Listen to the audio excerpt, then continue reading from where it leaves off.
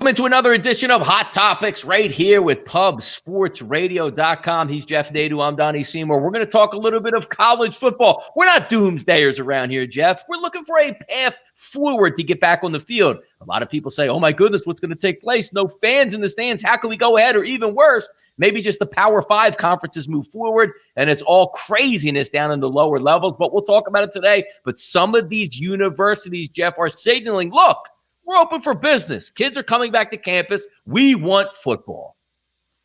Yeah, I mean, I it's definitely that thought, but I think it's also we can't not have football. I don't.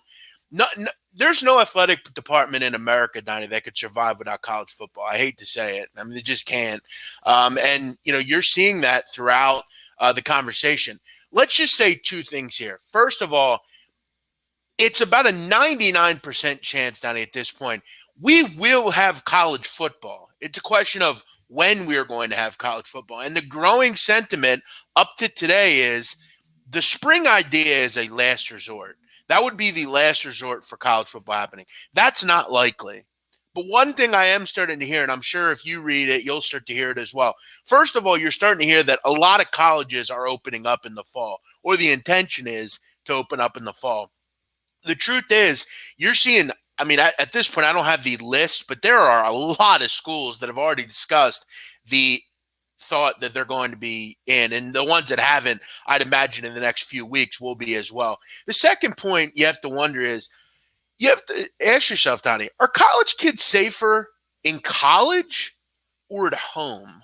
What would you answer to that question? I mean, theoretically, you would think at home if they're just quarantining by themselves because they're in a dorm room, with other people. But let's say restrictions are lifted. You would agree that college kids are at a low point of not only getting the coronavirus, but having any health problems or long-term concerns with it. So colleges probably are a safe place to be. And you'd have to think, and I saw the other day, Donnie, the Oregon athletic director was interviewed, and he talked about the growing amount of things that each college is doing to implement, obviously a lot of cleaning and not having so many people in a dorm room and all that sort of thing. But let me ask you this, Donnie. With college football, we have to wonder, what will the season look like? Okay, so my whole thing would be, and Dan Patrick discussed this on his show on Monday. He discussed the growing sentiment of what we're going to have. The likelihood of non-conference games, so like Alabama against Kent State, I don't think you see that. But I think you see 10 games, right? So you see mostly college conference games and maybe one non-conference game. So maybe the higher end Alabama or US against USC, something like that. Again, Donnie, it's not a question of if it's going to happen. It's a question of when at this point. You have to figure there's going to be options and ideas, and you look at a lot of these ideas. I've also heard, Donnie, something thrown out that maybe we do a more regional schedule. So let's say, I've heard something kicked around where the Pac-12 and Mountain West will be together. And then the SEC and Sun Belt. I've actually heard that being thrown around. So there's all sorts of ideas. Like I said, it's going to happen. It's just a question of when. I'm going to guess college football probably starts instead of September 1st-ish, I'm going to say October 1st-ish. And you still have enough time. Because, Donnie, the thing is now, you have to give these kids probably a month and a half, 2 months to be prepared for the season. So if you want a season that starts September 1st, you basically need them to be back by July 1st. I don't know if that's crazy to think. But then you have the problem of, what do you do about fans? I've heard athletic directors say we can't play games without fans, which I think it's really weird, frankly. And it gets to the point, Jeff, where they have, we're going to see these guys are really like pros now. It's not really about college. Those wing nuts are so far off the reservation because I see guys like Notre Dame say stuff like, they're like, well, if there's no fans, I can't see us play. Yeah, well, what happens when NBC comes and goes, oh, no fans, no games? Well, you don't get this $50 million, whatever your TV contract is. We'll see how fast they get back on the field. At the end of the day, Donnie, money talks, okay? And if, as you said, if Fox Sports comes to, the Pac-12 and says, look, you guys got to get off this fan thing. It's not going to happen. You can start playing, and we will broadcast it. But let's be honest with ourselves, Donnie. 80% of college football, I mean, have you seen some of the stands? I mean, they're empty. Nobody Correct. goes to the games. I mean, go to a MAC game in the middle of January. Nobody's there. Go to a Sunbelt game. Nobody's there. I mean, it's obviously you want to see fans. It'd be great if there is fans. But the truth of the matter is, I don't think you're going to see it. I mean, unless there's some therapeutic that's created or whatever. And again, the vaccine stuff, you're starting to get a lot more positive talk around that. I don't think a year without fans is that huge a deal. We need football back. We need revenue back to these places. Then the TV revenue is king. I know Alabama and Auburn want to have fans. I get that. And I know their fans want to be there. But, Donnie, you know what's great about TV? Okay? If people aren't in the stands, you know what they're doing? Watching the game on TV. Getting something to eat, having a beer, ordering some pizza. Yes. And you're putting all that money into the local economies. Okay. Wake up. Okay. We're not going to have fans this year. But again, football without fans is better than no football with no fans. Dude, let me tell you something also with like the technology that the TV can do. They can make it where they watch the game and they can CGI. put their own. They can put their own. Forget about even like looking at the crowd. You wouldn't know the difference when a touchdown pass is thrown. They pipe in some random noise and like, oh, this is awesome. You would never know the difference. I'll tell you what. Put their mind to it. During the process years in Philadelphia, okay. Yes. If you watch them games, you would have thought the game was fucking full by the first 5 rows of people. Correct. But if you go look outside the top 10 rows, it was empty. Okay, because nobody went to the fucking games. And at the end of the day, Donnie, I saw the European soccer leagues are looking to put CGI technology. So it looks like there are fans in the stands. You can do all sorts of things nowadays. But we have to remember, and this is the most important thing, this is not forever. Okay, we don't have to never have fans come again. The Iron Bowl will be great next year. Yeah, what about the national beat writers, Jeff, that say college football will never be the same? This is the downfall. And I shake my head and go, have we ever lived through anything in our life one time? I mean, it's amazing that you see some of these huge leaps that say we'll never see. And the new stadiums, Jeff, they'll come in where you can only have 1 row and then you have to have 6 feet before the next guys. That's not going to happen. That is not going to happen. Even if it does. So let's say, and I saw a thing that the Miami Dolphins are instituting where, they would only have a certain amount of fans as opposed to the amount they do. I mean, do they have fans to begin with? I mean, I guess that's a big question, but no, look, I think the good things, Jeff, where they talk about saying we have to have more gates open. Why didn't you have those gates open instead of just 4 gates where everybody rams in and takes you a half hour? Listen, imagine having 10 gates open. Yes. I've said this before and I will say this again.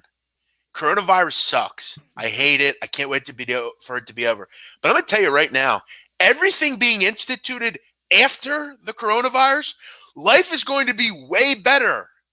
We need to start realizing that. Most of these places, Donnie, skimped for so fucking long on things. We're going to cut costs. We're going to, like you said, why the hell are there only 4 gates when they have 20 gates open? There should be gates everywhere. Yep. I mean, the country's going to be unemployed. We need to start hiring more people to do things. And you know what, Donnie? You know what the great thing is? Work hard. Don't work harder. Work smarter. Yeah. My dad always told me that, and it worked. You got to work smarter. And all this stuff being instituted is going to be better. I'll tell you right now, and I know you agree with me. Yeah. I hope they cut down the attendance because I got to tell you, I fucking skeeve when I have someone not next to me and then someone taps me on the shoulder and says, hey, that's my seat. I almost say, fuck, damn it. Now I got to have someone sit next to me. I went to the Sixers Heat game, Donnie, in December with my boy Ryan. You know Ryan. Yeah, sure. We're bigger guys. We paid $150 to sit behind the Miami Heat bench. It was great. There was no one next to us. But then in the second quarter, somebody came and sat between us, and it sucked. I welcome 3 seats between me. I hope it happens because it'll be great. You have at least a few fans in there to make some noise. We don't need 100,000 people in a stadium. I welcome a seat between me. No, it'll be interesting times. I always like to poke fun at Temple. I went to a few Temple games last year, Jeff. You could have been, in the starting 5 basically with how much room you had. So certainly pointing forward something in the future. But, get back to the original question to end this video here. College football is going to happen. It may be a little bit different, maybe a little bit delayed, but if you're out here, forget national media person or whatever, you should have plans to implicate getting back. And I applaud those universities just by being smart, by saying, yes, do we know we're absolutely going to have a football season? No, but we're planning for it. Why are universities out there, Jeff, getting like, well, you can't do it? Why would a university not plan to have students back on campus and get ready? Is it just one of those things where some universities say, no, we're not going to plan on that? And August 31st, hey, everybody come back tomorrow on September 1st. They have to plan for this. So some of the nudniks out there that are going, oh, wow, I can't even believe they're talking about that. You have to plan for it. I guess my thing that I have to wonder, Donnie, and this goes back to everything we look at, right? Mm-hmm. So, like, we can go to a supermarket and be around a lot of people. Mm-hmm. Yet, so, like, let's say college comes back, and let's say Wake Forest, right? Yeah. They bring football back. So students are on campus, going to class, interacting with each other. Why can't they go sit at a football game? I don't understand that.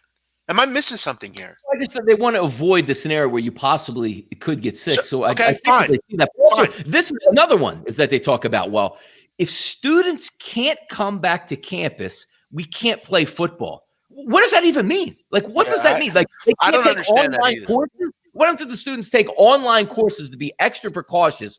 You can't bring back the kids to play football. What does that have to do with? Exactly, I agree. Exactly. No, I agree with you. All I'm saying is, like, I get you're not going to have a full stadium, but there's no reason you can't have a student section. I don't understand. Like, I'm not saying sit directly next to each other, but they're on campus anyway. They're already out there in the, it just doesn't make sense to me. None of it makes sense to me. I get you're not going to have 100,000 people in the stadium. You can't do that, at least right now. But I also and I'm seeing this just coming out recently, Donnie. Joe Klatt, who I got to tell you, he made one of the dumbest comments in the history of Twitter when he said that the oil price war there you go. Yes, was going to destroy college football. Yeah, specifically the Big 12. Yeah.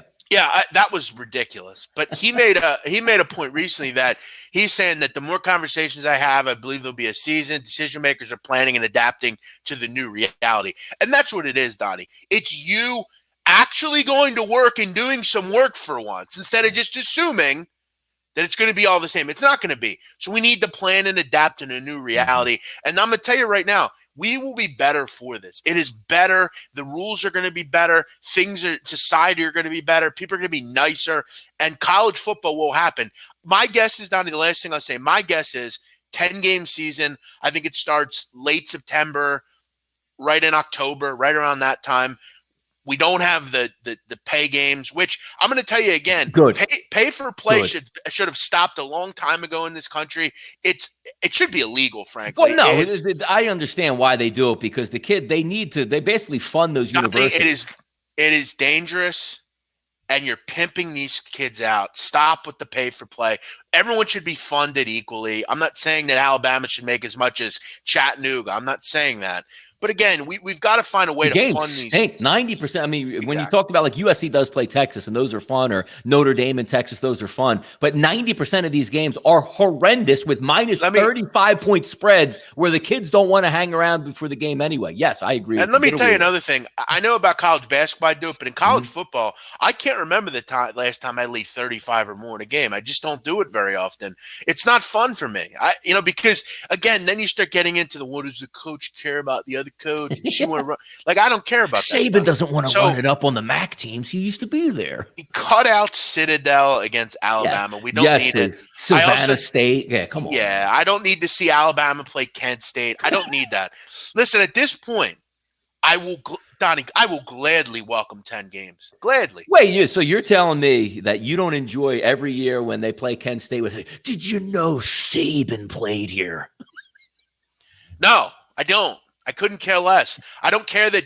I always love this.